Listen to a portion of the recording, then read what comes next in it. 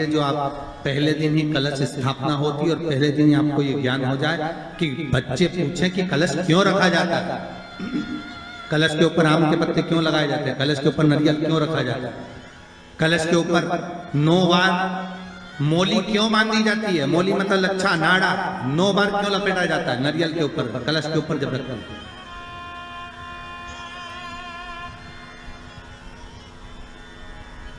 कलश के ऊपर जब जब श्रीफल रखाता है, नारियल रखाता है, तो उस पर 5 बार 7 बार मोली नहीं लपेटी जाएगी, तो 9 ही बार लपेटी जाएगी। 5 या 7 बार लपेटते हैं तो कहते हैं कि लक्ष्मी की छिन्नता होती है, और वो 9 बार लपेटी जाती है तो भरपूर लक्ष्मी का भंडार भरती है। क्यों क्यों कहते हैं? भगवान कुंभ का निर्माण कर रहे हैं, भगवान कलश का निर्माण कर रहे हैं, और भगवान स्वयं ब्रह्मदेव कर रहे हैं कि आप ऐसा निर्माण कर दो जिसमें 33 कोटि देवता स्वतः विराजमान हो जाए। तो भगवान ने उस कलश का निर्माण कर दिया। अब कलश का निर्माण करा तो स्वयं भगवान ब्रह्मदेव बोले, प्रभु इस कलश के अंदर मेरा स्थान कहां है, मेरा स्थान कहां है?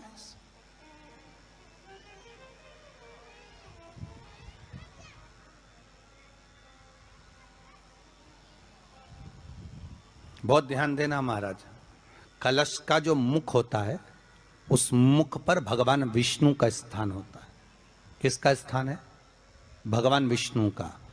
थोड़ा सा नीचे आओगे, जहां से कलश का मुख दबा हुआ होता है, वह जगह भगवान स्वयं शिव की होती है। किसकी जगह है? भगवान शंकर की। कलश का अग्रभाग, नीचे का भाग जहां से फैला हुआ होता है, वहां ब्रह्मा का आधिपत्य स्थापित होता है।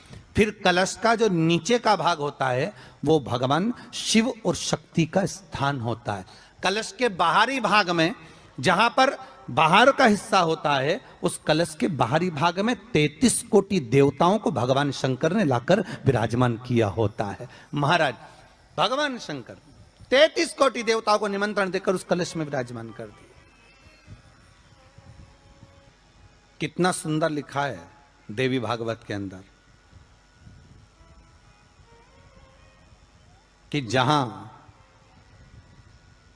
कलश की स्थापना होती है उस जगह पर किसी देवताओं को बुलाने की जरूरत नहीं होती। 33 कोटि देवता उस जगह पर स्वतः विराजमान हो जाते हैं। स्वयं 33 कोटि देवता स्वयं वहां विराजमान।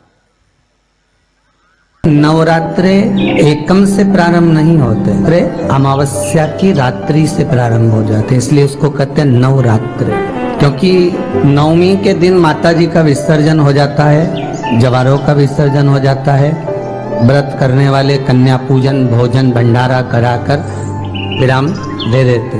तो नवमी की रात्रि उसमें नहीं जुड़ा पाती, उसमें रात्रि अगर जुड़ती है तो ये अमावस्या की रात्रि से जुड़ना प्रारंभ होता है, तब जाकर वो नवरात्रि पूर्ण हो पाती। पितृलोक में पितृ जैसे निवास होकर भी इंतजार करते हैं। 4 नवरात्रे हैं तो 4 ही श्राद्ध हैं। आज मौनी अमावस्या है, श्राद्ध का विराम हो जाता है और कथा अर्थात नवरात्रे प्रारंभ हो जाते हैं दूसरे दिन। तो यहाँ शास्त्र कह रहा है जैसे हमें प्रतीक्षा रहती है कोई अच्छे कार्य की, कि घर में कोई शुभ कार्य हो, घर में कोई अच्छा आयोजन हो तो अपने को आनंद होगा, प्रसन्नता होगी। उसी तरह हमारे जो पूर्वज चले गए, जो पूर्वज चाहे वो अधोगति में गए हों, चाहे वो देवगति में गए हों, चाहे वो पितृलोक में निवास कर रहे हों, तो जितने भी पितृलोक में निवास करने वाले पूर्वज होते हैं वो भी ये विचार करते हैं कि हमारे घर के वंश द्वारा, हमारे वंशजों द्वारा कोई ऐसा सत्कर्म हो जिससे हमारे जीवन की वितृप्ति हो और हमें आनंद की अनुभूति हो। और ध्यान दीजिएगा महाराज, आपको चैत्री नवरात्रि का स्मरण होगा, आपको शरदी नवरात्रि का स्मरण होगा, पर जो आषाढ़ में और माघ में जो नवरात्रे पढ़ते हैं इसका एक आनंद ही दूसरा रहता है। बस इतना जरूर होता है कि दुनिया के लोग वो जो 2 नवरात्रे होते हैं उसमें कलश की स्थापना भी करते हैं, देवी का पूजन भी करते हैं, अर्चना भी करते हैं, मंदिरों में भीड़ भी रहती है और खूब प्रेम से माता का जगराता वगैरह सब होता है। पर ये जो नवरात्रे हैं 2 गुप्त नवरात्रे, इनका लोगों को स्मरण नहीं था। वो तो धीरे धीरे ये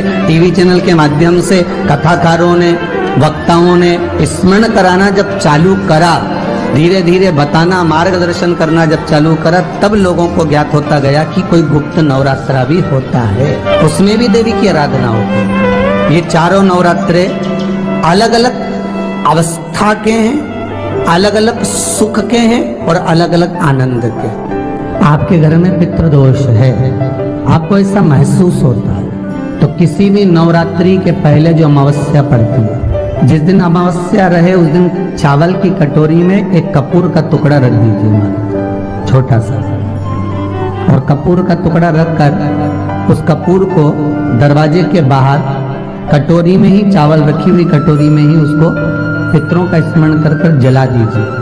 और जलाने के बाद उस चावल को कहीं भी किसी भी वृक्ष की छांव में पक्षियों के लिए डाल दीजिए। शिव महापुराण की कथा कहती है, अगर मान लो पितृ आपको कष्ट दे रहे हैं, पितृ आपको तकलीफ दे रहे हैं, कोई काम नहीं होने दे रहे हैं, या कहीं आपको ऐसा लगता है कि पितरों का दोष है, तो वो पितृ दोष देवी, अब ये जो आप करेंगे ये कब कर रहे हैं? अमावस्या के दिन आप उसको रख रहे हैं, अमावस्या के दिन उसको रखकर रात भर आपने रखा कपूर के साथ में, सुबह एकम पड़ गई, नवरात्रि लग गई, उसी दिन उसको जलाकर आपने पटक दिया। अर्थात उससे देवी और पितृ इन दोनों का आशीर्वाद जो प्राप्त होता है, तो घर में से पितृदोष समाप्त होकर लक्ष्मी की वृद्धि प्रारंभ हो जाती है, कार्य में सिद्धता आ जाती है। और नवरात्रि में भी देवी की आराधना का एक स्मरण का सुख है महाराज। ज्योत का विधान है, नवरात्रि में देवी की ज्योत लगती है, अखंड ज्योति लगती है, जवारे बुआए जाते हैं, कलश लगता है, ज्योत का भी विधान है। जिसके यहाँ दिया अखंड जलाया जाता है, अगर वो दिए की लो, दिए की बाती अगर दक्षिण दिशा की होती है, तो उसके घर में साल भर में एक घात जरूर होती है। जो दिया अखंड जलता है उसकी बाती का मुख दक्षिण का नहीं होना चाहिए।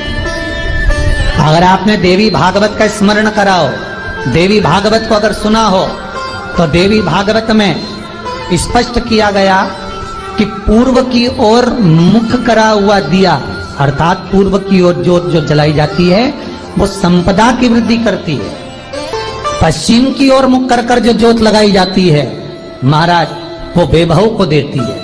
और उत्तर की ओर जो मुख कर कर ज्योत जलाई जाती है, उत्तर की ओर जो ज्योत का मुख रहता है, वो आयु की वृद्धि करती है, घर में अकाल मौत को रोकती है। दक्षिण की ओर ज्योत ना लगाएं, अगर आपको लगाना है पूरब की लगाएं, पश्चिम की लगाएं या उत्तर की लगाएं।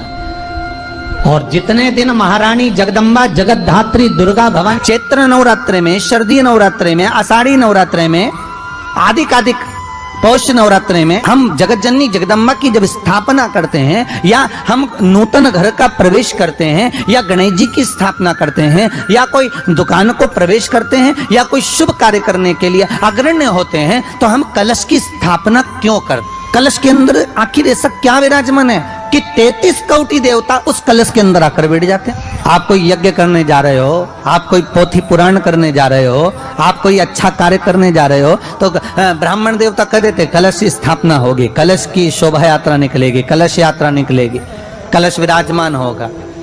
उस कुंभ की उस घड़े की महत्वता कहां से प्रकट हो गई? शिव महापुराण की कथा कहती है महाराज, भगवान ओघड़दानी शंकर स्वयं आद्य शक्ति जगदम्बा से कहते हैं कि जगदम्बा तू क्या चाहती है बोल। तो जगत जननी जगदम्बा कहती है कि जहां मैं हूं वहां शंकर है, ये आपने कह दिया, पर जहां शंकर है वहां पार्वती का होना जरूरी है। उसके लिए सिद्ध करने के लिए एक स्थान ऐसा बनाया जाए जहां पर शंकर विराजमान है और शंकर के साथ पार्वती विराजमान है। तो शिव जी ने कहा, पार्वती उसके लिए मैं तुझे एक सुंदर कलश का निर्माण कर देता। अष्टमी के दिन कन्याओं का भोजन कराओ या नवमी के दिन कन्याओं का भोजन कराओ, पर देवी भागवत तो कहती है देवी भागवत तो वर्णन करती है कि पहले नवरात्रे से लेकर नौमी तिथि तक जितने दिन देवी के होते हैं, प्रत्येक दिन में आप किसी भी दिन कन्याओं का भोजन करा सकते हो, पहली रात्रि से लेकर, पहला दिन से लेकर। पर 9वें दिन तो सवेरे पूजन करके, यज्ञ करके, अनुष्ठान करके देवी को विसर्जन कर दिया। फिर नवरात्रि पूर्ण कैसे हुई? नवरात्रि की पूर्णता होती है अमावस्या की रात से गिनी जाती है। कौन से दिन से गिनते हैं? अमावस्या की रात्रि, फिर एकम की रात्रि, फिर दूज की रात्रि, ऐसे गिनते गिनते अष्टमी की रात्रि तक और नौमी के दिन सुबह तक या दोपहर तक या शाम तक, जब तक आप यज्ञ ना करें तब तक ये 9 रात्रियां पूर्ण गिनी जाती है महाराज देवी भागवत के हिसाब से पूर्णता।